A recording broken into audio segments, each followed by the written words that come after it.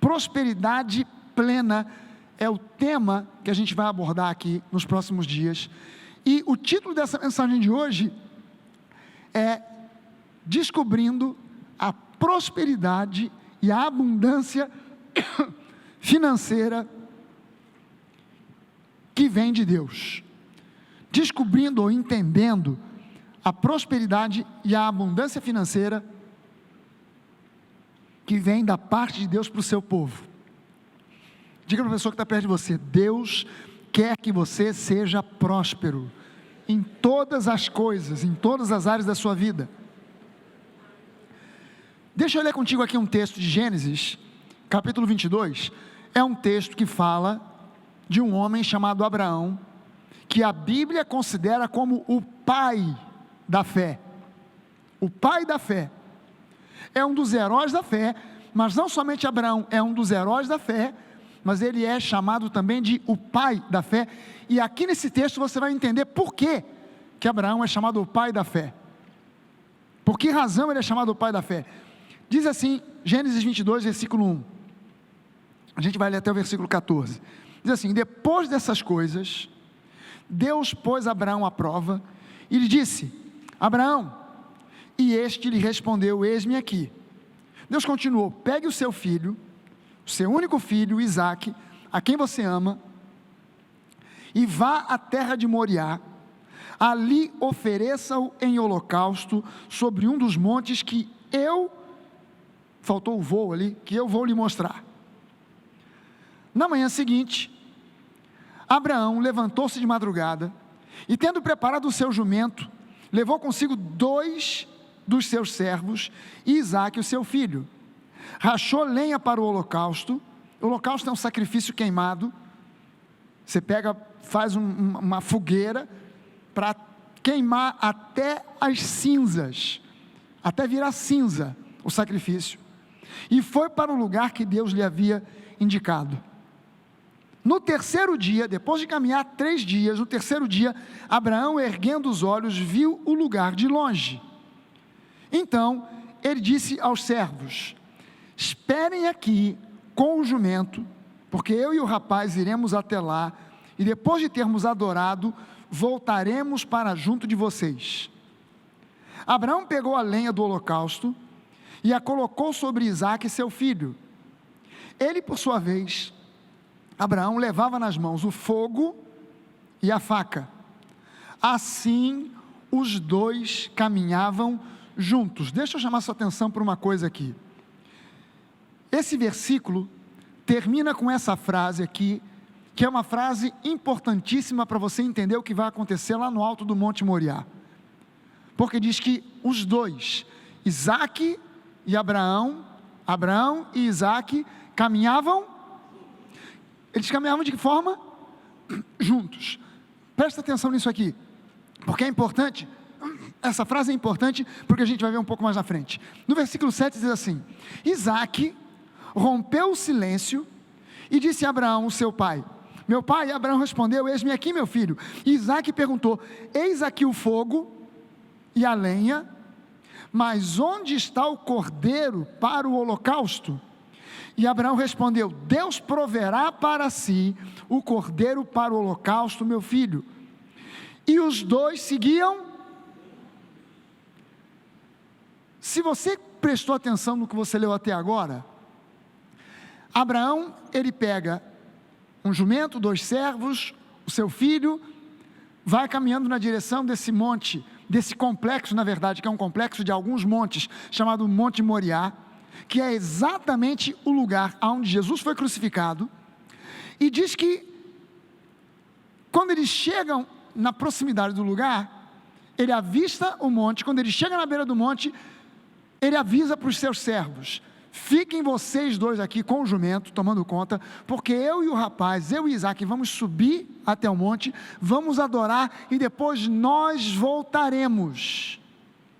Das duas, uma: ou Abraão era um mentiroso de marca maior, porque ele estava subindo aquele monte para matar Isaque, não é isso? Ou ele era um homem de muita fé, que cria que de alguma forma Isaque ia voltar vivo de cima daquele monte. Aqui você começa a entender por que Abraão é chamado de o pai da fé. Quando ele diz, nós vamos subir e nós vamos descer, ou ele é um mentiroso de marca maior, porque não queria assustar o rapaz, e não queria ser agarrado pelos servos, quer dizer, o patrão enlouqueceu, vamos amarrar ele aqui porque ele ficou doido, ou então ele estava usando, no máximo da sua potência, a fé que um ser humano pode usar. E diz aqui, o texto diz, e eu pedi para que você prestasse atenção, de que ele e Isaac andavam juntos. Não é uma questão de que os dois andavam como uma dupla de soldados. Atenção, ordinário, marcha. 1, 2, 1, 2, e os dois, não ia 1, 2, Isaac. Não, os dois iam, não é uma questão de que o passo dos dois fosse exatamente o mesmo. A questão aqui é que a mesma fé que havia no coração de Abraão, ele ensinou para Isaac. A mesma fé que Abraão tinha, ele ensinou. O que caiu? Eita! Não pisei em cima não, né? Porque deu uma sambada aqui. Meu pai. Deixa eu botar aqui. Que eu olhei assim, já pensei, esmigalhei tudo, pisoteei. Graças a Deus, acho que não. A fé que Abraão tinha, ele havia ensinado para Isaac. Por isso, quando a Bíblia diz, será que poderão andar dois juntos, se não houver entre eles concordância? O que estava havendo aqui entre eles, era um início de uma concordância que ia se concretizar lá em cima do Monte Moriá, mas Abraão já tinha a confiança de que não ia haver um conflito, porque a fé que ele possuía, era a mesma fé que ele havia ensinado para Isaac. Onde é que a gente está ali? No versículo? E os dois seguiam juntos. Chegaram ao lugar que Deus lhes havia indicado, e ali Abraão edificou um altar, arrumou a lenha sobre ele, e amarrou Isaac, seu filho, e o deitou no altar em cima da lenha. Você entende que se Isaac não tivesse a mesma fé de Abraão, Abraão nunca ia conseguir pegar esse cara, amarrar e deitar ele em cima da lenha? Porque Abraão aqui já era um homem de mais de 100 anos de idade, e Isaac era um garotão de 14 anos, 15 ou 16, e que um senhor de 100 anos de idade, dificilmente, a não ser que seja um pastor fragário da vida, que viva correndo para lá e para cá, não consegue pegar um garotão de 14 ou 16, dificilmente isso poderia acontecer, dificilmente isso se realizaria. Isaac, ele se submeteu ao seu pai, porque ele também tinha a mesma fé que Abraão, e a fé de Abraão dizia o seguinte: ainda que eu sacrifique o meu filho, o meu único filho, o filho a quem eu amo, Deus é poderoso o suficiente para trazer de volta os meus filhos dentre os mortos, fazer com que Isaac ressuscite, embora eu nunca tenha visto ninguém ressuscitar, mas eu creio nisso.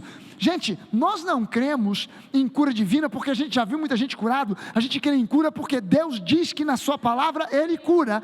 A gente não crê em prosperidade porque a gente já viu gente ser dizimista, ofertante e enriquecer, mas porque Deus diz na sua palavra que Ele nos livrou da maldição da lei. Amém? Ainda que todo mundo se virasse contra mim para dizer, pastor, mas todo crente que eu conheço é pobre, eu continuaria dizendo, mas Deus diz que ele tem direito à prosperidade financeira, sim. Mas a prática não diz isso. Não quero saber o que a prática diz, eu quero saber o que Deus diz. Se Deus diz uma coisa, a prática diz outra, quem está errado é a prática, não é Deus. A prática, se ela está errada, é porque ela parou de ouvir o que Deus diz, e precisa renovar a sua mente, mudar a prática, para se adequar àquilo que a palavra diz, porque aquilo que Deus diz, Deus cumpre, porque Deus é fiel. Amém? Ele amarrou Isaac, colocou em cima da lenha, e estendendo a mão, pegou a faca para sacrificar o seu filho, mas do céu, o anjo do Senhor o chamou. O anjo do Senhor, essa figura aqui, sempre no Antigo Testamento ela aparece demais. Deixa eu já avisar para você que o anjo do Senhor nada mais é do que um tipo de manifestação do Filho na Antiga Aliança. Uma manifestação, é uma forma de manifestação de Jesus antes dele vir ao mundo como Jesus Cristo. O anjo do Senhor o chamou, dizendo: Abraão, Abraão, e ele respondeu: eis-me aqui. Então ele disse: não estenda a mão sobre o menino e não faça nada a ele, pois agora eu sei que você teme a Deus, porque não me negou o seu filho. Você está entendendo que o anjo do Senhor aqui representa realmente alguém da Trindade, porque ele está dizendo: não me negou, não negou a mim o seu filho, e quem pediu o filho como sacrifício foi Deus. Você não me negou o seu filho, o seu único filho. Abraão então ergueu os olhos e viu atrás de si um carneiro preso pelos chifres entre os arbustos. Abraão pegou o carneiro e o ofereceu em holocausto em lugar do seu filho. E Abraão deu àquele lugar o nome de O Senhor Proverá, que no hebraico é Yahvé Jireh, Jeová Jireh. Daí dizer-se até o dia de hoje: no monte do Senhor se proverá. Primeira coisa que eu quero dizer para você, que eu quero que você entenda sobre esse tema, que é prosperidade, é que prosperidade não é simplesmente ou necessariamente dinheiro. Quando a gente prega sobre prosperidade, por que eu vou fazer uma semana direto pregando sobre prosperidade? Justamente porque essa é uma das mensagens mais combatidas nos dias de hoje na maioria das igrejas. Esses pregadores da prosperidade, o evangelho da prosperidade. Não existe evangelho da prosperidade, existe evangelho, e o evangelho do Senhor Jesus inclui cura, libertação, prosperidade, vida abundante, família abençoada. São promessas que Deus fez para o seu povo, são promessas que Deus fez para nós, que é direito nosso. A gente canta isso, né? Ou pelo menos cantava, né? Tudo que Jesus conquistou na cruz é direito nosso, é nossa herança. Isso foi conquistado na cruz. Prosperidade não é simplesmente ou necessariamente dinheiro. Prosperidade é provisão para toda e qualquer necessidade. Prosperidade é provisão, e faltou uma palavra ali: prosperidade é provisão abundante para toda e qualquer necessidade. Peraí, que eu acho que só quem entendeu aqui foi Timóteo, Reniel, o pessoal aqui da frente. Prosperidade é provisão abundante para toda e qualquer necessidade que você possa ter. Olha só, a palavra amém significa assim seja, não é isso? Então agora, ao invés da gente dizer assim seja, você vai dizer: é isso aí. Prosperidade é abundância, é suprimento, é provisão abundante para toda e qualquer necessidade que você tenha. Aleluia. Amém. Abraão, ele entendeu, Abraão teve uma revelação de que Deus era o seu provedor. E ali naquele monte, quando ele recebe o chamado do anjo do Senhor dizendo: Abraão, pode parar, porque eu já vi que você está disposto a servir a Deus com tudo, de tudo quanto é jeito, de maneira intensa, sem restrição alguma, pode parar. E quando ele olha para trás, ele vê um carneiro amarrado pelos chifres. Quando ele chegou ali, não tinha carneiro nenhum. Agora tinha um carneiro. Deus providenciou. Ali foi o pico, foi o ponto final, onde Abraão definitivamente entendeu: o Senhor é o meu provedor. Então esse lugar aqui vai se chamar Jeová Jireh. Deus provê. O Deus que a gente crê é um Deus que provê. Abraão concluiu isso há mais de 4.000 anos atrás. Pelo amor de Deus, não fique você de fora dessa revelação. Isso foi revelado a Abraão, foi confirmado por Jesus, é confirmado no Novo Testamento. Deus é o nosso provedor. Alguém aqui pode levantar a sua mão e dizer: Deus é o meu provedor. Não é por outra razão que Davi afirmou: o Senhor é o meu pastor, portanto vamos viver uma vida, né, mais ou menos, aleluia. De vez em quando a gente tem um queijinho para comer, às vezes não tem, às vezes a gente está bem, às vezes a gente está mal, porque o Senhor é o meu pastor. Foi isso que Davi disse? Não, o Senhor é o meu pastor, nada me faltará. Por que Davi disse isso? Porque o pai, o antecedente de Davi, o patriarca de Davi, lá atrás recebeu uma revelação de que Deus é um Deus de provisão. Deus é um Deus que provê.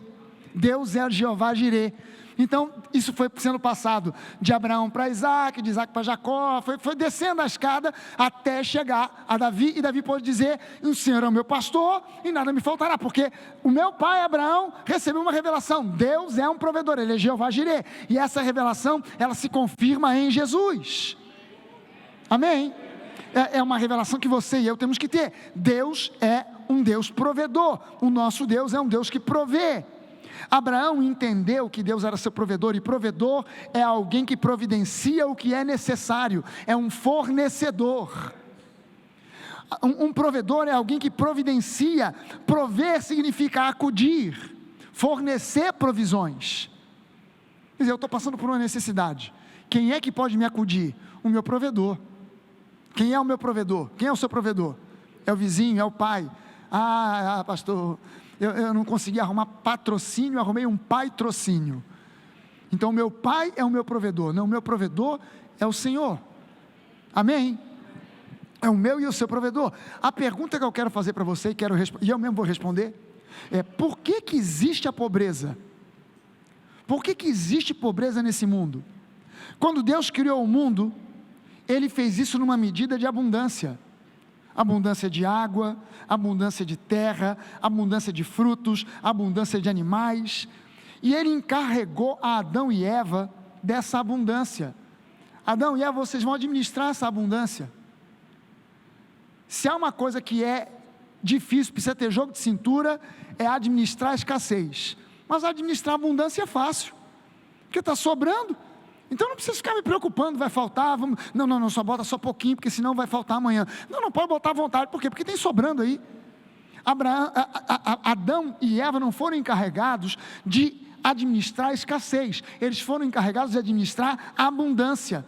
O problema é que ao pecar, Adão foi expulso do lugar de abundância e começou a experimentar o oposto à prosperidade que havia naquele lugar.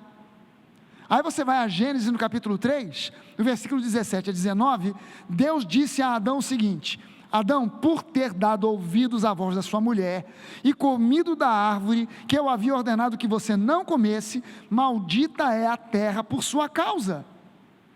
Em fadigas você obterá dela o sustento durante os dias da sua vida. Ela produzirá também espinhos e ervas daninhas, e você comerá a erva do campo. No suor do seu rosto você comerá o seu pão, até que você volte à terra, pois dela você foi formado, porque você é pó, e ao pó você voltará. Ou seja, a própria natureza foi alterada no seu ritmo e na sua harmonia por causa do pecado.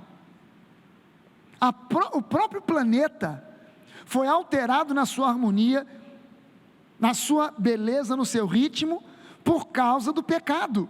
Quer dizer, o diabo veio e falou com Eva, Eva foi falar com Adão, Adão deu ouvidos a Eva, Eva deu ouvidos ao diabo. Qual foi o resultado disso? Deu ruim para todo mundo, deu ruim para tudo, até a própria terra acabou perdendo o seu ritmo e a sua harmonia por causa do pecado de Adão. A dificuldade de obter o pão de cada dia foi um dos resultados da atitude de rebeldia e de desobediência do homem. Agora, veja bem o seguinte, entenda isso aqui: a origem dessa maldição que veio sobre a terra não estava no homem. Deus não disse para Adão: Adão, você é amaldiçoado por causa de Eva. Não, a terra fica amaldiçoada por causa da bobagem que você fez. Mas Ele não colocou Adão debaixo de maldição. Ele disse: a terra se torna amaldiçoada, e você, como está habitando a terra, e você foi o causador dessa miséria toda, você vai sofrer as consequências, mas você não está debaixo de maldição. Deus não colocou Adão debaixo de maldição.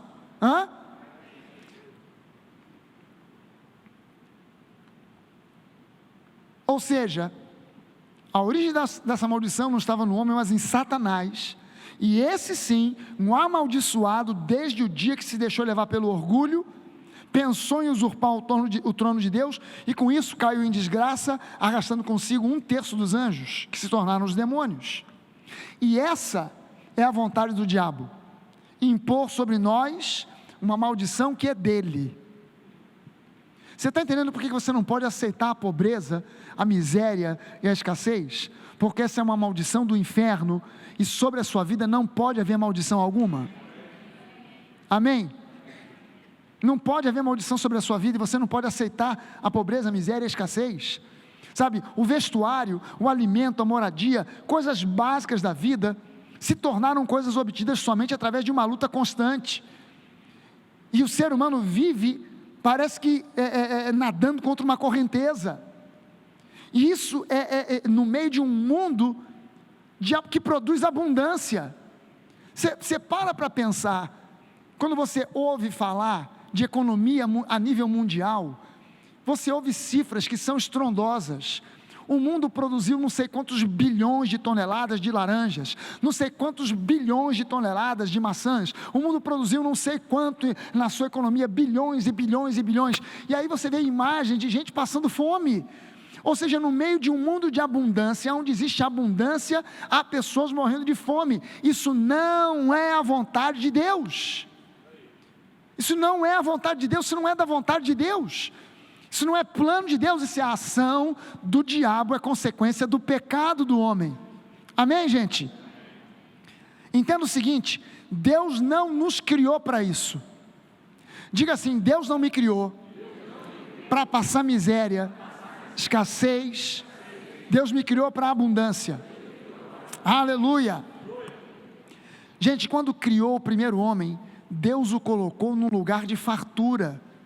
Havia fartura de paz, fartura de amor, fartura de prazer, fartura de alimento, fartura de água, fartura de vida. Havia fartura de tudo. Não havia falta de absolutamente nada. Mas com a entrada da semente do pecado no coração do homem, os frutos produzidos foram a inveja, o ódio, a vingança, a cobiça, o ressentimento, a angústia, o descontentamento e coisas semelhantes a essas. Nada disso aqui é algo natural ao ser humano. Leia bem essa lista aqui e coloque qualquer assemelhado que você queira a essa montoeira de desgraça que está aqui: inveja, ódio, ressentimento, vingança. Nada disso é natural ao homem. O ser humano não foi criado para alimentar esses sentimentos no seu coração. Alguém aqui diga amém. O ser humano não foi criado para conviver com isso. Isso aqui é lixo do inferno. Isso aqui é lixo do inferno. O ser humano não foi criado para viver convivendo com essas coisas. Mas a consequência do pecado trouxe, e o homem foi se acostumando com essas coisas ao longo da história. Como resultado disso, a história do ser humano se degenerou em relatos do homem oprimindo o seu semelhante, a saúde sendo envenenada pela doença, a abundância e a suficiência sendo degenerados em necessidade, miséria e escassez. Tudo isso é consequência do pecado. Por isso Jesus afirmou que o ladrão, referindo-se ao diabo, vem somente para roubar, para matar e para destruir, mas que ele, Jesus, veio nos resgatar da maldição, nos libertar do império das trevas e nos fazer co-herdeiros com ele. Aleluia!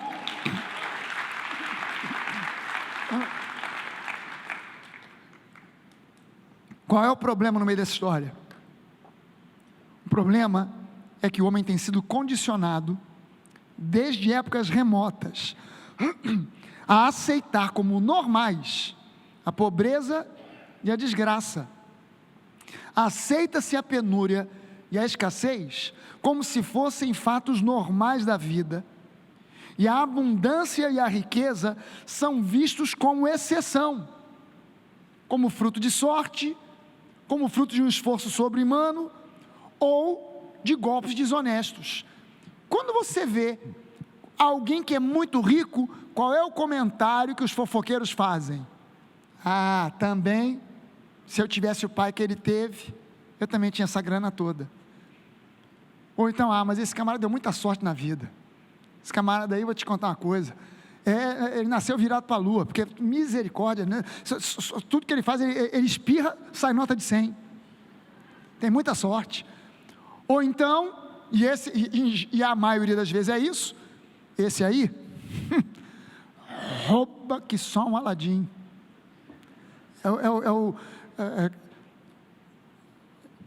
Como é que é aquele? É o Alibabá. Rouba, é um ladrão, misericórdia. Esse dinheiro todo que ele tem aí, isso é fruto de roubo. O camarada às vezes não tem nada de roubou ninguém, mas todo mundo já imagina logo. Só pode ser, porque é muito dinheiro, ou é sorte, ganhou na loteria, ganhou na Mega Sena, ou então roubou, deu sorte na vida, ou então já é filho de pai rico. Mas e o pai rico, como é que ganhou dinheiro? Roubou. Ele não roubou, mas o pai roubou. Problema maior, e ainda maior, porque aí, agora eu estou falando para o pessoal da igreja, o homem religioso, ele passa por uma lavagem cerebral, ao ponto de crer que a abundância e a fartura conduzem ao inferno, e que pessoas que vivem na pobreza material estão mais próximas de Deus e da salvação. Gente, se você nunca leu um autor chamado Max Weber, um economista alemão, já não é mais vivo, e você quiser entender por que o Brasil é pobre, por que os Estados Unidos e a Alemanha são países ricos, os dois países mais ricos do mundo, são os Estados Unidos, a Alemanha. Se você classificar os 10 países mais ricos do mundo, você vai ter Estados Unidos, Alemanha, Dinamarca, Suécia, e os países nórdicos de uma forma geral, e você não vai encontrar entre esses 10 países mais ricos, e eu vou falar para você isso agora com muita, como é que eu explico, qual é o termo que eu posso usar? Eu não quero criar uma ofensa com ninguém, eu não quero ofender ninguém, eu quero apenas mostrar para você um dado estatístico real. Os 10 países mais ricos do mundo são países que advogam religiões protestantes, religiões reformadas. E os 10 países mais pobres são países que advogam o catolicismo.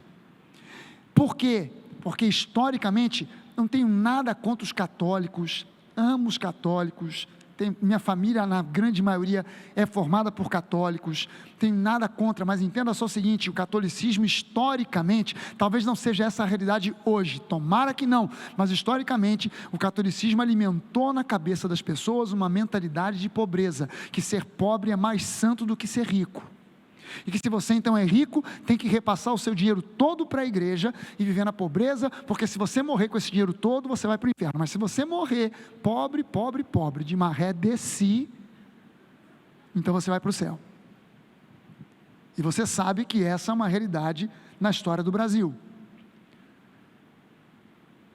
A Alemanha, leia Max Weber, e você vai ver que Max Weber ele fala simplesmente sobre a ética, o tipo de ética que o protestantismo produziu, que conduziu os países protestantes à riqueza, que conduziu os países evangélicos para se tornarem países que a gente hoje chama de primeiro mundo. E por que o terceiro mundo está ainda atolado no terceiro mundismo?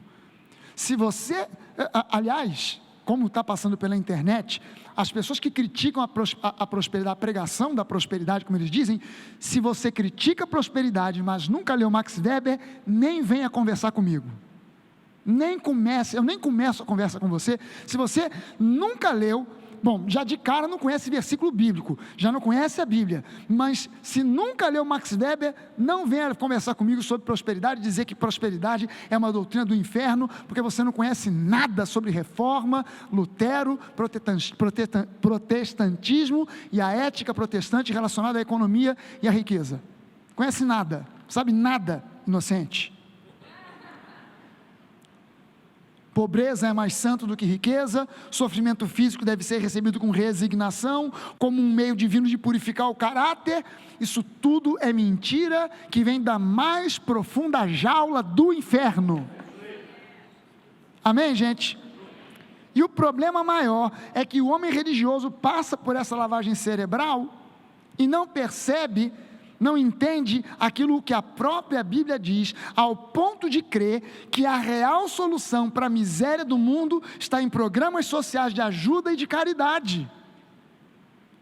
As igrejas acreditam nisso, que a solução para a miséria do mundo, para a pobreza do mundo, ou pelo menos uma das soluções, é programa de ajuda, programa social de ajuda e de caridade. Eu não tenho nada contra programa social de ajuda e de caridade, mas vamos ver o que Jesus tem a dizer a respeito disso.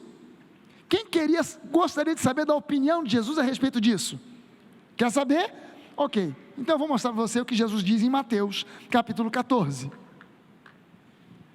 Jesus, ouvindo isso, não interessa o quê? Você já está ficando curioso demais, já quer saber demais. Retirou-se dali num barco para um lugar deserto à parte. Ao saberem disso, as multidões vieram das cidades seguindo-o por terra. Ao desembarcar, Jesus viu uma grande multidão e compadeceu-se dela e curou os seus enfermos. Ao cair da tarde, os discípulos se aproximaram de Jesus e disseram: este lugar é deserto e já é tarde. Mande as multidões embora, para que, indo eles pelas aldeias, comprem para si o que comer. Jesus, porém, lhes disse: não precisam ir embora, deem vocês mesmos de comer a eles. Jesus, o pessoal está com fome, tem um programa social na cidade mais próxima ali, que Herodes está distribuindo pão de graça para todo mundo, manda o povo lá para comer. Não precisam ir embora não, deem vocês mesmos de comer. Vocês quem, Jesus? Você, Pedro, você, João, você, Tiago, vocês aí, pode dar de comer. Jesus pirou. Como é que a gente vai dar de comer para esse povo? Tem mais de 5 mil homens e mulheres aqui, rapaz. 5 mil homens fora mulheres e crianças. Como é que a gente vai dar de comer para esse povo? Jesus, você não entendeu. Esse povo é um povo pobre, ninguém trouxe nada. Esse povo é um povo carente, esse povo não trouxe nada. Esse povo está aqui morrendo de fome, todo mundo olha para sua cara, todo mundo já está assim, ó. Manda esse pessoal embora, para eles comerem alguma coisa. Herodes está distribuindo pão de graça, não sei aonde, é o Bolsa Pão, é o Bolsa Matzá, está distribuindo lá, pão sem fermento. Manda o pessoal lá para comer. Não, deem de comer vocês mesmos. Jesus, não estou entendendo o que você está falando.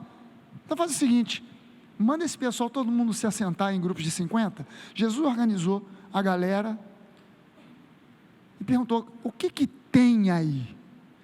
Bom, a gente tem um garoto aqui que trouxe 5 pães e 2, aliás, 5 pães e 2 peixes. A gente sempre toca os pães com os peixes com os pães. Ele trouxe 5 pães e 2 peixes. 5 pães e 2 peixes. Traz aqui.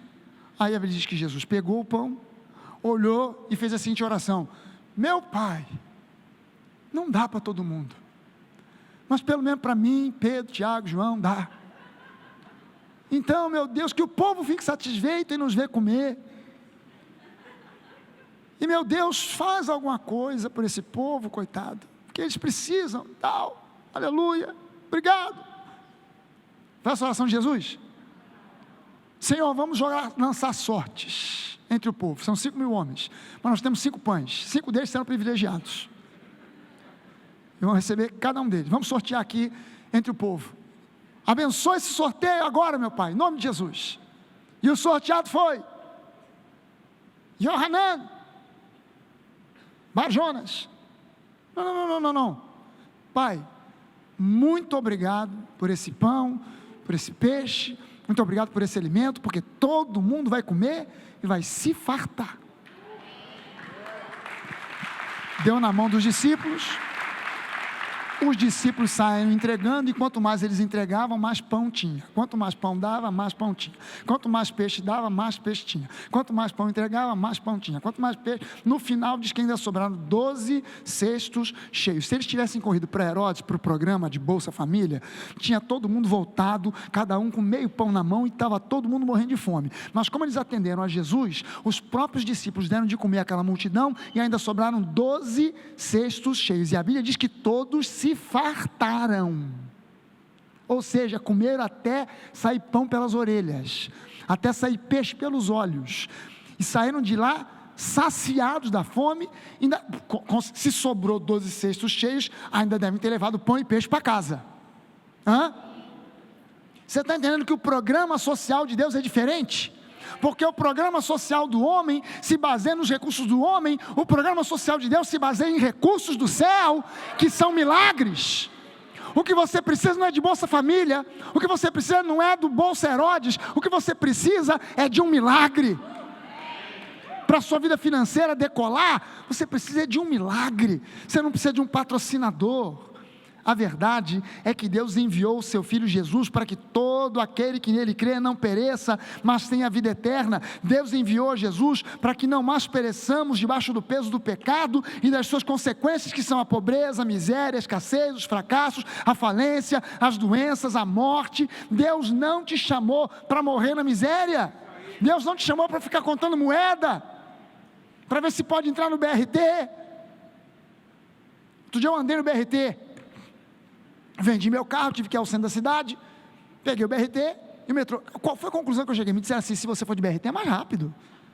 É ruim do BRT ser mais rápido que o meu carro. É ruim. 2 horas de pé, uma parte no BRT, depois no metrô, em pé, estação Catete, estação Botafogo, estação Glória. E a gente lá, aleluia, vai chegar Jesus. Meu pai, me arrebata, me coloca logo lá no centro da cidade uma vez. Para entrar no BRT, tem que comprar um cartão. Onde é que vem o cartão? Eu quero esse cartão. Não posso pagar em dinheiro lá para o trocador, não tem trocador. Não tem trocador. Não é possível. Tem que comprar um cartão. E o cartão. Gente, andar de ônibus. Você sabe o que é pior? É que a passagem é cara para dedéu. O sujeito para andar no BRT, R$4 e pouco, no metrô mais R$4 e burdoada, para ir e para voltar. O sujeito para ir e voltar ao centro da cidade, ele gasta quase R$30. Caramba, o camarada não ganha isso por dia. Como é que ele vai botar comida dentro de casa, se tudo que ele gasta vai na passagem?